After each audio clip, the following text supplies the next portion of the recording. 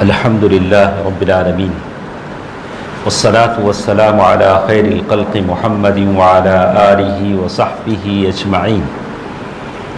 محترم حضرات، اللہ تعالیٰ کا فضل و کرم ہے کہ جس نے ہمیں تاخراتوں میں سے پہلی تاخرات عطا فرمایا۔ اللہ تعالیٰ ہم تمام کی عبادتوں کو قبول فرمائے، آمین۔ آج ہمارے ساتھ جو حدیث ہے اس میں اس بات کا ذکر ہے کہ ہر انسان ہم میں سے اللہ تعالیٰ کے فضل، مہربانی، برکت کو چاہتا ہے، طلب کرتا ہے۔ اللہ تعالیٰ جو بھی آپ کو فضل اور مہربانی عطا کرتے ہیں اس سے آپ انکار نہیں کر سکتے۔ یہ نہیں بول سکتے کہ مجھے مال نہیں چاہیے، مال اگر آئے تو آدمی گمراہ ہو جاتا ہے، آدمی بھٹک جاتا ہے۔ تو اللہ تعالیٰ جس شکل میں بھی آپ کو نعمتیں دیتا ہے اس نعمتوں کو ریسیو کرنا، اس نعمتوں کو تشکر کے ساتھ حاصل کرنا، یہ آپ کا کام ہے۔ آپ انکار نہیں کر سکتے کہ مجھے یہ نہیں چاہیے۔ ویسے کوئی انکار بھی نہیں کرتا ہے۔ کون ایسا ہے جسے اللہ مال دے وہ کہے کہ میں نہیں چاہتا؟ تو اسی کے تعلق سے حدیث ہمارے ساتھ ہے کہ اللہ کی برکات سے کوئی آدمی مستثنیٰ نہیں ہے، مستغنی نہیں۔ ہر شخص کو اللہ کی برکتوں، نعمتوں، فضل اور مہربانی کی ضرورت ہے۔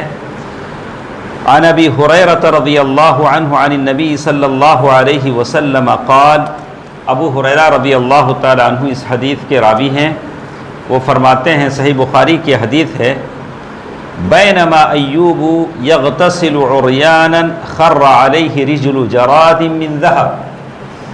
ایوب علیہ السلام ایک مرتبہ نہا رہے تھے، غسل کر رہے تھے، تو اچانک جو چھڈے ہوتے ہیں کاکروچ، وہ کاکروچ بہت سارے سونے کے گولڈن کاکروچ اچانک ان کے پاس گرے۔ تو اللہ تعالیٰ اتنے سارے گولڈن کاکروچ، تو انہوں نے اسے دونوں ہاتھوں سے سمیٹ کے جمع کرنا شروع کیا، دونوں ہاتھوں سے سمیٹنا شروع کیا۔ فَجَعَلَ يَحْثِي فِي ثَوْبِهِ، تو وہ اپنے کپڑوں میں اسے جمع کرنے لگے۔ فَنَادَاهُ رَبُّهُ، اللہ تعالیٰ نے آواز دے کر کہا، یا ایوب، اے ایوب، أَلَمْ أَكُنْ أَغْنَيْتُكَ عَمَّا تَرَى، اے ایوب، کیا جو تو دیکھ رہا ہے یہ سارے گولڈن کاکروچ ہیں، اس کو تو جمع کر رہا ہے، میں نے تو اس سے بڑھ کر تجھے دیا ہے۔ تو پہلے ایوب علیہ السلام کو اللہ نے دیا تھا، پھر آزمائش میں چھین لیا، مال، بچے، بیوی اور صحت اللہ تعالیٰ نے چھین لیا۔ ایوب علیہ السلام نے 17 سال صبر کیا بیماری کو لے کر۔ انا وجدناہ صابرا نعم العبد انہ اواب، آیت نمبر 40 پر 4، جس میں کہا انا وجدناہ صابرا نعم العبد، ایوب بڑے صبر کرنے والے تھے، بہت اچھے بندے تھے۔ انا وجدناہ صابرا نعم العبد انہ اواب، وہ اللہ تعالیٰ کی طرف رجوع ہونے والے تھے۔ وَأَيُّوبَ إِذْ نَادَى رَبَّهُ أَنِّي مَسَّنِيَ الضُّرُّ وَأَنْتَ أَرْحَمُ الرَّاحِمِينَ، انہوں نے اللہ تعالیٰ سے دعا کی، انی مسنی الضر، اے اللہ مجھے بیماری لگ گئی۔ قرآن نے جتنا کہا اتنا ہی کہنا چاہیے۔ بہت سارے واعظین، بعض کہنے والے ایسا بولتے جیسے عجیب، پورا بدن باڈی یہ ہو گیا تھا اور کیڑے اس میں کھا رہے تھے۔ قرآن نے کبھی یہ نہیں کہا۔ قرآن نے کتنا کہا، ایوب علیہ السلام کو بیماری لگ گئی تھی۔ کیا بیماری تھی، کیا حالت تھی، آپ اتنا ہی بولیں جتنا قرآن نے بولا۔ انا وجدناہ، اس لیے کہ وہ اللہ کے نبی ہیں، ان کے تعلق سے ہم نہیں بول سکتے۔ تو کہتے ہیں، اللہ تعالیٰ کہتے ہیں کہ ہم نے آزمائش کے بعد تم کو بہت سارا دولت دیا، اب تم یہ بھی جمع کر رہے ہو، یہ گولڈن کاکروچ بھی جمع کر رہے ہو، تو کیا بات ہے؟ قال بلا، ایوب علیہ السلام نے کہا کہ بالکل ٹھیک ہے اللہ، آپ کی بات بالکل ٹھیک ہے، آپ جو کہہ رہے ہیں۔ قال بلا، یا بلا یا رب، ولكن لا غنى بي عن بركتك، ولكن لا غنى بي عن بركتك، لیکن آپ دے رہے ہیں تو مجھے لینے میں کیا ہے؟ آپ کی برکت سے کوئی مستغنی نہیں ہو سکتا، آپ جس کو بھی دیں وہ لیتا ہے۔ تو حدیث بتاتی ہے کہ اللہ تعالیٰ جو بھی آپ کو دیتا ہے اس کی حفاظت کیجیے۔